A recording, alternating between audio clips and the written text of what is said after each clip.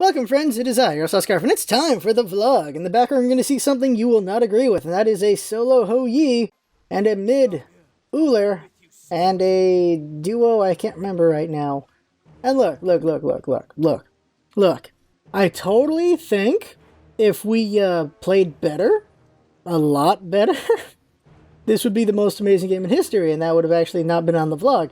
It'd be actually an actual game. But, some things go well, some things don't, and it's an interesting thing, but the reason why I'm showing is because the fight between me and the solo, it's a double Ho-Yi fight, is very interesting in my opinion. And we see how they do things right and how I do things wrong, and how I do things right and how they do things wrong. It's an interesting feeler match between me and him before everything goes south, very south, because of the rest of the game. But it's very interesting to see just battle of two Ho-Yis. That's what I like, and that's why I'm showing it. Now, we're going to talk about the PTS and all that, but let me talk about something else. So this week I played Smite pretty much every day. Played Smite every day, streamed it every day. Monday was not a good day. I played Ullr. I played Ullr a lot, and I came to the realization Ullr makes me hate the game because Ullr sucks in my opinion until late game. His early game just does not have the push or the clear, and because you have to use when you're 1 and 3 to get the push and the clear. Because of that, the early game just suffers a lot, and if your teammates can't help you out, you kind of just stay under tower all game, and then you don't do anything. That was Monday. So, Monday was the first game with Ullr. It's okay, it's going alright. And then our jungler just kept dying and not doing anything. And we're like, well, we can't get any support from our jungler. I'm fighting a pro player here. I'm just getting beat, and I can't do anything under tower. The entire game is me under tower with Ullr. I can't do anything. There's not a dang thing I can do. So this first game, pretty frustrating. Second game, we're in it, and support gives first blood right at the start. It's like, well, now I'm stuck under the tower, and that was frustrating. I can't do anything in front of the tower. Third game, support gives first blood, so I am stuck under the tower. Can't do anything. Pretty frustrating. All these times are with Ullr. It's like, Jesus Christ, I'm really seeing Ullr's flaws right now. And they're frustrating. I can't do anything. Like, some gods can get out of this. Amazon Cub's really good under tower. He's really good at that. Honor can push his way out. Neith can push her way out. Rama can push his way out. Paula can push their way out. Ullr cannot push his way out. So I'm just stuck under tower, and I'm just screwed. So switch to Bastet. This is on Monday. So I switched to Bastet because I'm going with Bastet. Go in there, steal the enemy mid. I get the blue for the solo. I get orange for me. And this is what happens. This is a fundamental lesson you need to know, and that is when the enemy is in lane, and this is also how the supports got killed. When the enemy's in lane and you get blue, you don't go straight to lane. You go around back through your tower to lane. The reason why you don't go straight to lane is the second they see you, it becomes a 2-on-1 or 2-on-2 situation. And they're going to have the edge because they just got some lane XP. And that was what happened, and he died at the start. So the rest of the match is me trying to keep his lane okay, but because I'm keeping his lane okay, the jungler is pressuring the middle, so I gotta go help the middle. While the duo lane is in deep and getting itself killed again and again and again. The duo lane blames me for them getting themselves killed. It's not even the jungler attacking them. It's them just getting themselves killed. So that was a very frustrating day. That entire day was just frustrating. Monday was a terrible day. I pretty much imploded because I couldn't do anything for 5 games. And so that was not a good day, and it wasn't very entertaining. And that was unfortunate. Well, some people enjoyed the salt. Some people really enjoyed my rage. So at least some people enjoyed it, but that is not how we usually go, so that was unfortunate. Tuesday, Wednesday, Thursday, Friday, all of those streams went a lot better. I've tried to play more fast and loose. I played gods I'm good with, and it was a lot more entertaining. A lot of people had more fun with it, and those would be pretty good footage. Like, I just played gods I'm good with, and didn't play any gods that I felt had really too many flaws to mess me up in a way. Because I play every god. I'm going to be good with some gods and be bad with some gods. And Ullr definitely not so great with him. Part of the Ullr stuff as well is just I wasn't landing his shots. Like, once I got out of the early game into the mid to late game, I was actually able to do some damage and get some kills. But I was missing crucial shots as well, and that was unfortunate. But his early game, you can get crippled so bad at that early game. It's just, holy crap, do not like Ullr right now. Do not want to do anything with Ullr. It's too bad. But I like him better as a jungler anyway. Jungle Ullr, it works out pretty well. So I would prefer him in jungle than ADC if I ever played him again. Because I know I can do well with the jungler Ullr, because I just know how to jungle well. But yeah, it was a frustrating day. Tuesday, Wednesday, Thursday, Friday, I was a lot more entertaining, had a lot more fun, and I had fun in my losses, which is really hard to do, but I was able to pull it out. And that's what I want to be able to do in the future, is not get too frustrated and just entertain better. So I think Monday was a good lesson that I need to be able to handle it better, and I handled it better throughout the week. Win or lose, I did a lot better in handling situations and being more entertaining, so I'm proud of that, and we'll see how things go next week. Starting Monday, I have school again, so streams are going to be earlier than normal. Well, during my whole break, they're going to be... During the breaks, I was doing it later in the day, but now that I'm back in school, it's going to be like 2:30 is the start of the streams, and they'll end about 4:30, 5 o'clock. That's going to be, of course, LP Monday, Wednesday, and then Smite Tuesday, Friday, and then Thursday's research. I may do an hour of Smite before the LPs if I have time and I don't have too much to study, because the idea there is I'm playing Smite and then I play something else after, and maybe people will stick around and check out the LPs, and that I can entertain them a different way. Of course, Valkyrie Comics is not the best way to do it because I'm at the end of the game, so probably don't want people to watch the end of a game, so I might not... I'm still going to do it, but I'm not going to say, you guys should stick around.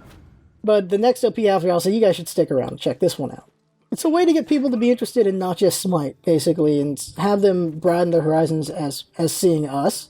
That's the idea there. So I'm going to try to do Smite before other things, and then when the Smite stream's just Smite stream, basically. Maybe do a half an hour of another game or something like that, or just Smite, and then I go to school. If you don't know, I do night school, so I go to school at 6 to 9, so I stream from like 2:30 to 4:30, so I have enough time to get going. It's an hour drive to school. It really sucks to drive for an hour to school, but that's just how it is. So I get home around 10 or something at night, and I'm just too exhausted to do anything else. So I use the mornings to make content and stuff like that.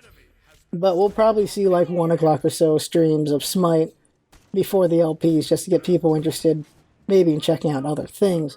But that'll be that. But of course, in America, that's not so great because, well, that's when people are in school. People usually go to school after 2 o'clock, and then in the EU, it's like a late night time. It's not the best time to stream. It is definitely not the best time to stream, but it is the time I stream because I feel it's the time I can be most consistent. Mornings, I usually have to go do errands or stuff for family, or I'm just doing schoolwork then. So the afternoon feels like the best time to do streaming, so that's when I do it. Which has its good and its bad. Mostly bad. The best times to stream are in the mornings for me and at night. Night is when I get the most people, but I just don't have a choice. So you just gotta do your best with what you've got, and that's what I've got. And then, what do you got? I can still try to do morning streams once in a while. They'll be surprise streams, though. They won't really be more scheduled streams. I can schedule them like a week ahead and tell people, but that's about it. And that's the situation I'm in for now. After school's over, at the end of the year, we'll see how things go, because by that time I should have a job, or at least a part-time job, which will lead into things, and we'll see how that affects everything as well.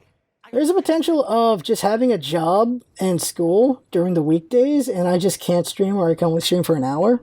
It really depends on how heavy and intensive that is, and then I gotta find time to study, and I gotta find time to do content, I gotta find time to do a bunch of things. I'll find the time. I will. It'll burn me out a bit, but I will, because I'm passionate about the channel, and I'm also passionate about getting back to the workforce, though, so doing both is going to be tough, but I'm going to do both as hard as I can. That's just how I am, so that's what we'll see. Other things, let's see here. Before we talk about BTS, is what we're going to talk about the rest of the stream, but before we get to that, rest of this vlog, before we get to that, though, we of course have that Patreon. The Patreon we use to buy games for the channel and to buy hardware for the channel. And thank you to G-Duck for donating money to us through PayPal. Thank you for that. We also have a Patreon of people want to donate monthly. And then thank you to Sober Sniper. Sober Sniper has donated a 400 gem code and an Almighty Zeus skin code. And I'm going to put in an Alien Rare Rock code so we can do a big 3 giveaway. And it'll be next week. Let's see. Today is... Okay, so the 31st of Saturday. That's a Saturday. The 31st, I'll do a stream probably a bit in the afternoon. I'll have the time down on a video for what exact time I'm thinking, and that's when we'll do streaming of Smite, and we'll play for a couple hours, and we'll give away 3 things. We'll give away a 400 gem code, we will give away an Alienware Raw skin, and we'll give away a Almighty Zeus skin code, and that skin code also unlocks Zeus if you don't own Zeus, so there you go with that. There's the Zeus skin's worth like, I think, 200, maybe 400 gems, so there's that, and then an actual gem code, and an Alienware Raw, which you can't get anywhere else than people who just have codes. So there you go. 3 things to give away, and I'll have a video announcing that and what time it'll be, but it'll be on the 31st. It'll be on Saturday. So there you go with that. Also, we're gonna do a not announced one, but we're gonna give away another 400 gem code during one of our Smite streams. But we're not gonna announce that one. We'll just do it when we do it to just reward the viewers who are always around. You know what I mean? Like, you want to do the announcement to it's also to reward viewers. Like, you got people showing up and all that stuff, but also it brings in new people and stuff like that. So those are the announced giveaways. But we also have the giveaways that will just happen. Like, I've given away a couple Alienware Raw skins before and stuff like that. And I've given away some games before as well, just randomly. And that's what's going to happen here. We're going to give away a random 400 gems code in the future. We're not sure when we'll do it, but we'll just do it. And then we'll see that happen on occasion as well in the future. Because y'all been loyal, and that's great and everything. That sounded nonchalant. Like, it's great that you guys have been around for so long with us and been loyal and just watching us. It's cool. Happy about that. So, someone should get a 400 gem code. That's all Jinx's idea. So, let's see here. That was weird where they put, wasn't it? I'm getting off track here. So, yeah, those are the giveaways. If you want to support us, there's PayPal and Patreon. And thank you to those who do support us. And a big thank you, as always, to Sober Sniper, Dave, to... I probably shouldn't just say too many names. But thank you to everyone, as always. That's a better way to put it. Just thank you to everyone, as always. Don't need to say any specific names. But thank you to everybody. It's always great having y'all around watching. And if you can donate or just... spreading word in the mouth. Everything helps. Everything that you can do helps. It doesn't matter what it is. As long as you can do something, it helps. And thank you for that. Even if it's just watching your videos, that helps. Or commenting and stuff like that. Oh, one more thing before we get to the PTS. And yeah, I'm bouncing around in my subjects and all this because that's me. I'm weird like that. But one more thing before the PTS, and that is Smanswers will release one more Smanswers Sunday, and we'll see what questions people have. But if it's item related, maybe even I'm not sure what we're gonna do. Smanswers probably can become every 2 weeks instead of every week. And then guides, I gotta figure out what I want to do with them. And because of the big changes in Conquest. The big changes, the Conquest map to some of the gods and to items. The giant overhaul to items. All that stuff is making me wonder how I want to do things for a while. And that is, I can't really answer questions intensive to items when it comes to Smanswers. I can still do gods, I feel. Even though they're making some changes to gods. And then the guides, I think, have to be changed. I either postpone them until after 2 months. Because after 2 months, then we will see that the items will be finalized, and some of the god changes will be more finalized, and the conquest map, whatever they change, will be finalized in 2 months. That is the timetable I'm giving. By that point, I feel it would be safe to do guides again. Because the guides we go over all the do's and don'ts with these gods, things you can do with them, things to consider in Conquest and Arena, stuff like that. And then we go over builds, right? And right now is not a good time to go over builds, but builds are crucial. Like, when I do these guides, the reason why they take 1 to 2 weeks to make is because I want them to include everything I feel is important for a beginner. And builds are very important for beginners, you know that. Sometimes people just don't know how to build, and a build can make or break a god. Like, DM Brandon's opinion is you should focus on your skills first, then on your build, because your build is meaning if you don't have the skills for it. I think it's of course a bridge of both. I don't think you can go... You need to have good skill, but you also need a good build that works with your skill. Because, sure, if you're not landing anything, it doesn't matter what you got built, but if you're landing everything, but you're not actually having any impact because of what you built, then it's not good either. So I feel you gotta have a good balance of both, which is why I talk about both in these guides. But I can't talk about builds, because right now whatever I recommend might not be there, or might not be what it was. So because of that, it's like, well, I can't do builds, and that's part of the guide. So my question is, do I wait, or do I try to adapt? And of course, adaptation is a thing that probably should be done, but the way I think the adaptation will be is in the vein of when I did the 5 free god guide. And that was, I went over each god for 3 to 4 minutes, just talked quick about the things they do, some of this, like just one of their combos, the things they do, what they bring to a team, what role they're good at, and that's it. I went over 5 gods in that thing. If you haven't seen that video, check that one out and you get an idea of what that is. Is that what I should do, or should I just wait until everything's finalized and do my full-on guides in that form? Or would it be good to just go over 5 gods a week? Like, is that just a better way to go about it? Go over these 5, then these 5, then these 5, then these 5. It'll pump out more information for the gods, but it won't be as complete as if I did them individually, where I go over everything about them. Do's and don'ts, recommendations, this and that, and builds. And I guess maybe that is just the way to go about it. But I want to see everyone's opinion on that. What do you think If I should do that, or if I should just wait, or is there another way I can adapt? What does everyone think? And in the end, I will agree with some thoughts and not agree with others, and we'll see what I actually do. But I want to see what y'all, the viewers, think, because I listen to y'all, whether it shows or not. I do listen. I don't always take everyone's advice, but I do listen. Like, I'll take your recommendations, and I will try them out, but sometimes I'll agree and sometimes I'll disagree. And maybe I'll be too short with my disagreements, but I don't mean to, but that's how I am, I suppose. I can work on that. But yeah, so we are at... Well, that's a lot of time already, and we're going to barely get into the PTS. PTS was huge. I went over the PTS for 3 hours yesterday, and that's not even including when we were actually watching the dev talk. We went over every item. We went over every god change. We went over everything in detail. And it was 3 hours of just talking and writing and stuff like that. And I need water, so 1 second.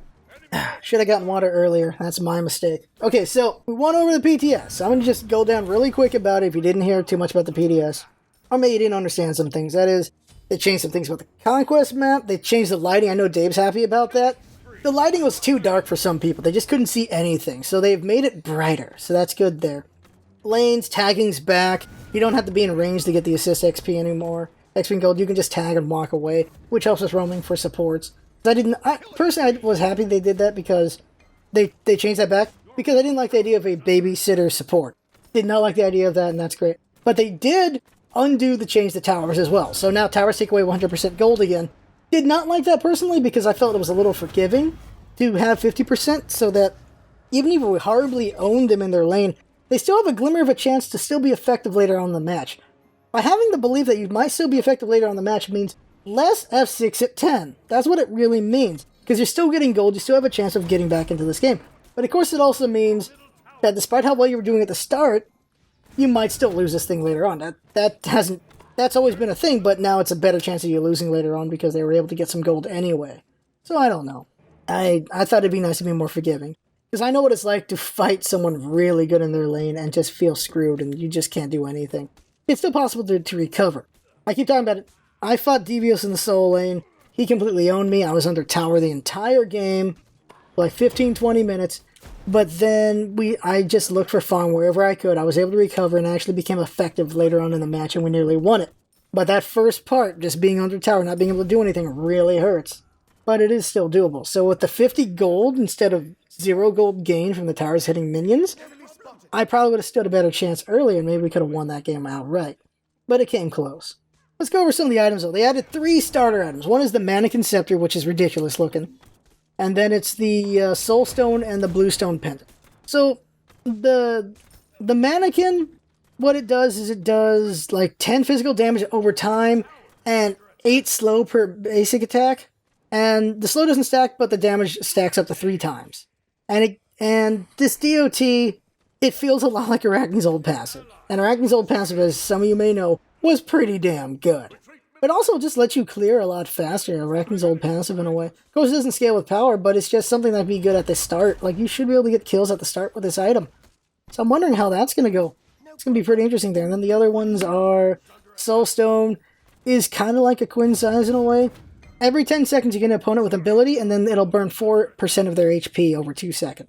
So it's really good for an aggressive poke. So like Nox, Ebo, and just other gods like that. Well, basically any mage for the most part can poke pretty well, so it's an interesting idea to just poke someone to make them go back to base sooner.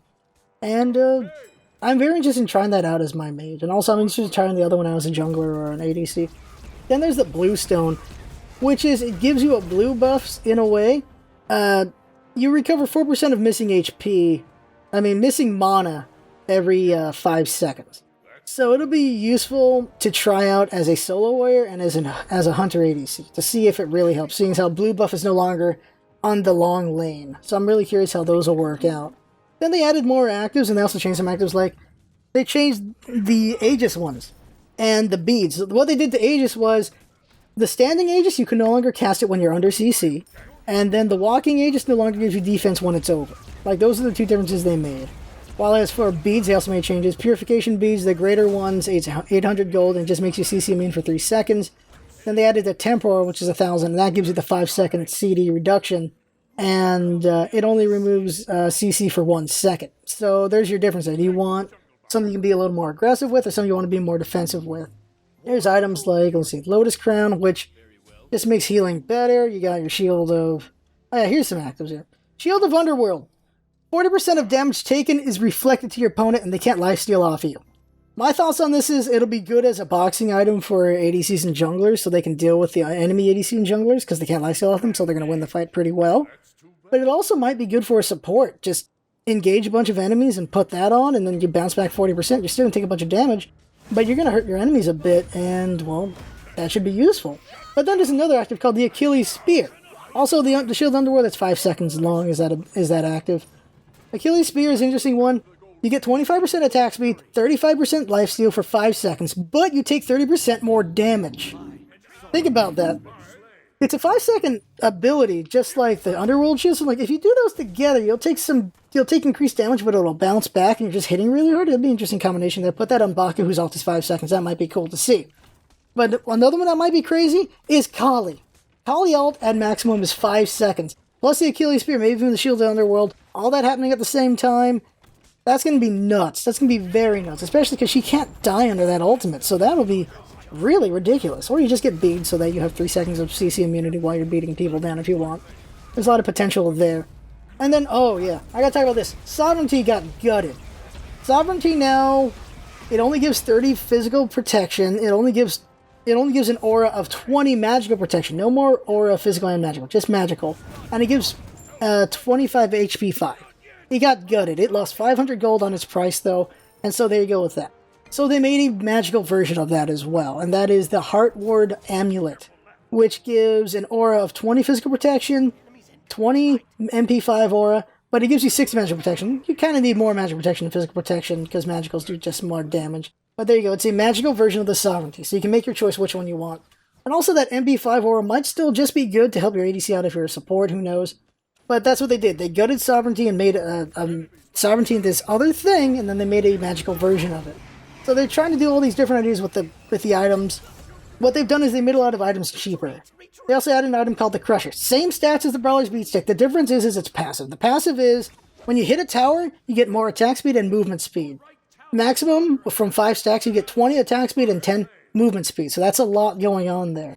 And because it has the same stats as the Brawler's Beatstick, it's basically still something you can use in the Unicorn build instead of Brawler's Beatstick. And when you're done killing all the towers, you can just switch back to Brawler's Beatstick if you want, if you need a late game, you got enough gold for it. But here's a big one. The boots are now like 1,500 or 1,550 gold at the final level. You get boots way quicker. Like, they made a lot of items cheaper, and this is one they made cheaper. But they took the pen away from both pen boots, for magical and physical, and they took the attack speed away from the Ninja Tabi, and they took away 20 magical power and the mana from the cooldown boots for mages.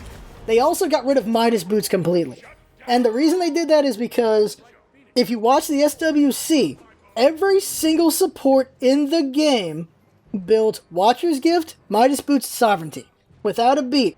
Every single support. You can go back and watch them. Every single one built the exact same 3 items at the start. A lot of them, after that, built different things to counter build, but it was the same 3 items, so they wanted to shake that the hell up. They got rid of the Midas Boots again. This is the second time Midas Boots have been removed. They got rid of them again, and they replaced them with basically the Boots of Celerity, which some people like, some people hated, and that got removed before. So Boots of Celerity is like the second or third time it's come back. But they're now called the Talaria or the Traveler's Shoes. And it's just you're faster when you're out of combat. And it also now it gives some regen as well, so that's nice. I think it's 25 or 50 HP 5 out of combat, and it's also cheap. And then Reinforced Greaves lost all protection. It's good against CC now. That's it. Holy crap! I don't even know. No one used it before. I don't see it being used now. Holy crap! But they made them cheaper, a lot cheaper, and you'll see that with some other things. But they did, yeah. Aussie. There's also tier 2 items. There's Aussie's a tier 2 item. Where now it's a little more costly, but you don't have Draining Blade anymore, so you can't get a little bit of lifesteal before you get to it, which is too bad because some people really like Draining Blade. But there's also the Aki Evil is now a tier 2. It stops at tier 2, by the way. You can't go tier 2 from Aki Evil to the Odysseus bow, which is unfortunate. Same thing for Aussie. Aussie is just it. They just made them tier 2s for some reason. It's like they're just final, but they're tier 2.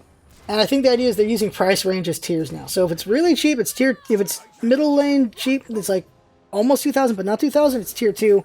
And above that is tier 3, just how they're doing it now. So Aki's like 780 for the lifesteal, and you're just there at tier 2. Aki Evil's the same way, but they added some penetration to Aki Evil as well. That makes it even more useful and might actually be worth picking up. Doom Orb is also a tier 2. They made it a 1750 tier 2, so it's cheaper by 100 and might be worth using, I don't know. I'm not a big fan of Doom Orb and Heartseeker. Now, one that I don't like is they changed the Celestial Legion helmet. This is the anti-crit helmet for mages, and the old one was if you got hit with a crit, you can't get hit with another crit for 3 seconds. The new one is you eat the first crit. You don't take any damage, but the next 12 seconds, every crit that hits you still gets the hit. That's it. You can't eat another crit for 12 seconds. You do get a magical power buff as well when the crit gets eaten. But my thought process is you eat the first crit. Now there's no more crits hitting you. You can probably win that fight with the old passive. The new passive is the first crit doesn't kill you. The next 3 crits will.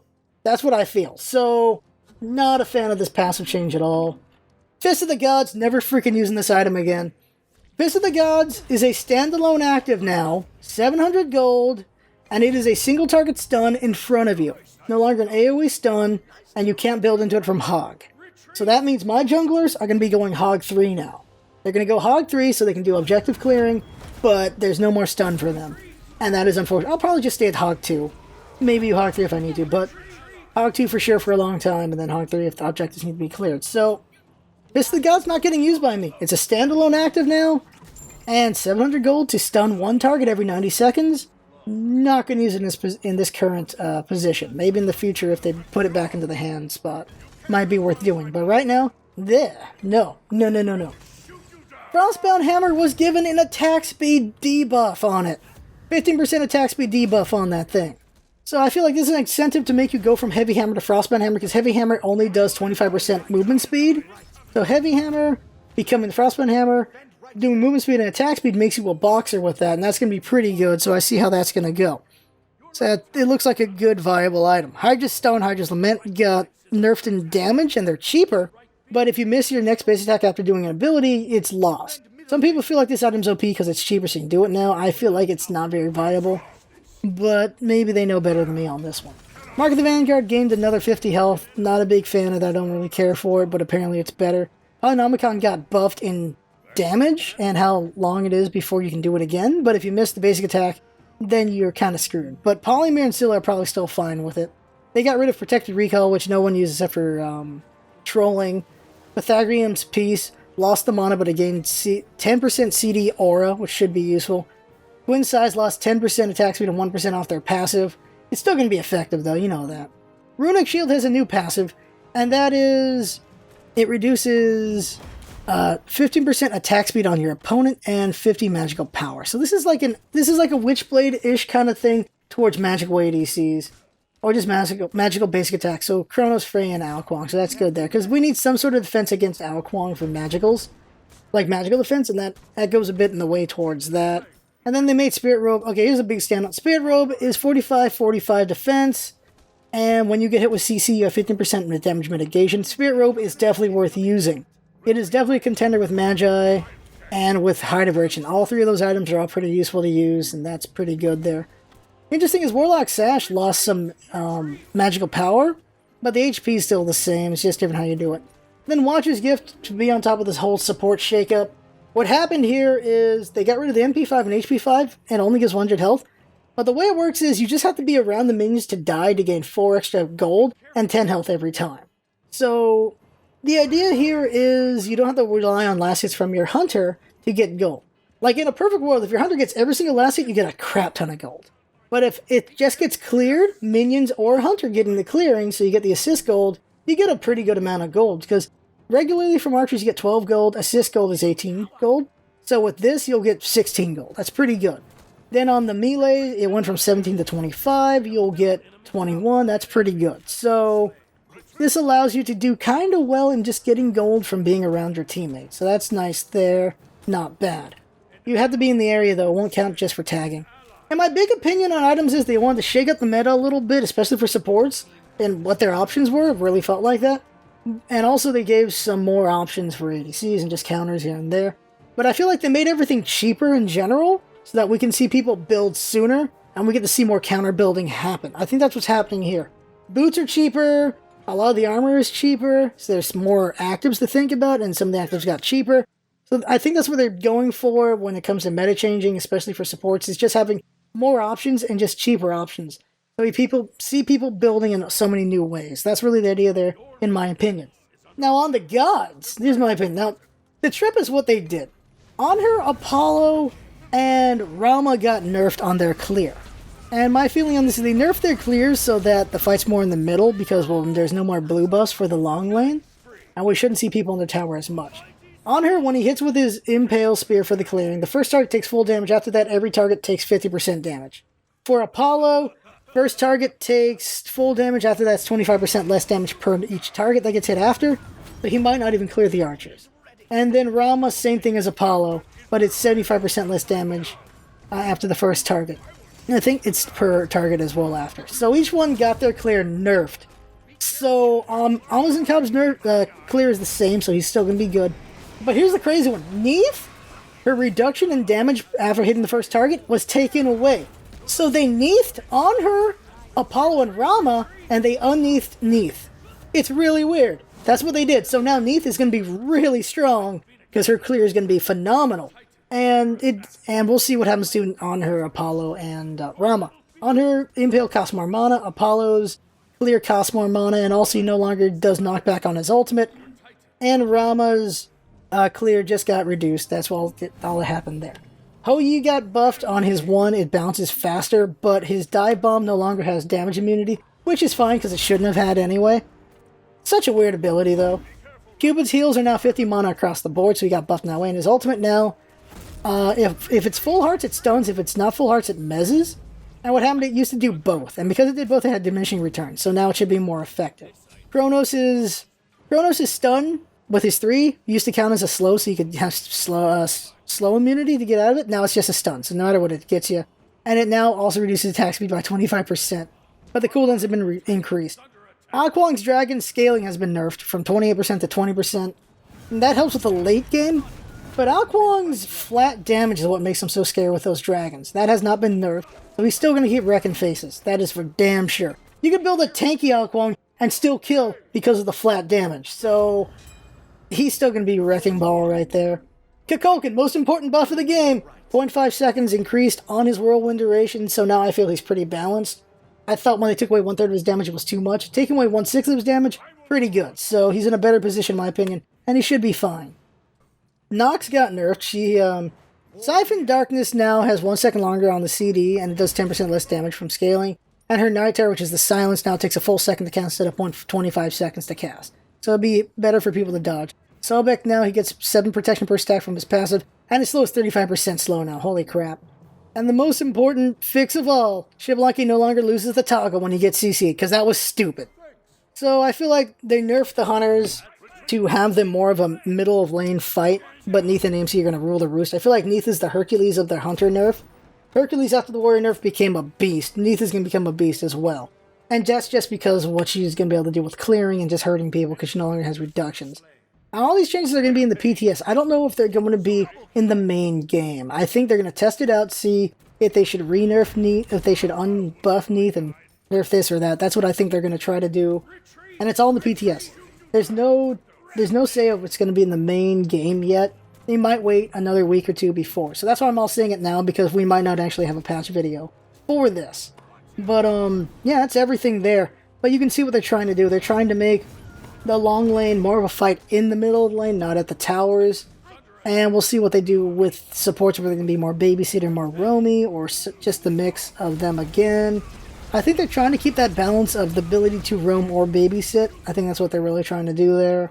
And we'll see how things go. We'll see how the meta gets shaken up. Like, we might not even see the duo in the long lane anymore. We might see the solos in the long lane and the duo in the short lane because of the blue buff. We will see what they do about the meta.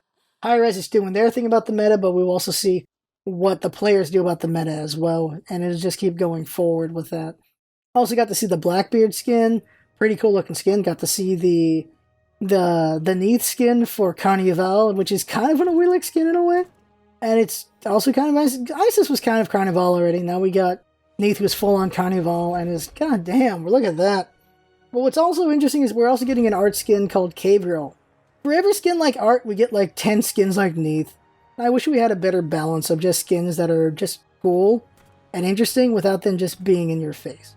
But it's interesting to see what they're doing with that. Her Tusky's gonna be a freaking Triceratops. That's freaking awesome. That's hilarious. That's cool. And then her traps are gonna be like wooden traps. So seeing a lot of cool things coming up in the future. That's great. And with this 4th pirate skin, you know there's gonna be a 5th pirate skin. And the hope is that after pirates are done, they do another group. Maybe they'll do the cave group, or they'll do a sports group or something. But it would be cool to see something else after 5 pirates. Maybe not 5 ninjas, but maybe you got a ninja, a samurai, I don't know what, some samurai archer. Samurais are archers, by the way. Samurai is also the way of the bow besides the way of the sword. And so there's that, and I guess just a bunch of Japanese skins, so you can have a Japanese team. And then something else. I don't know what else you got to go with besides sports and that and other things. Just some other, maybe a sci-fi skin group of some kind, or an alien group.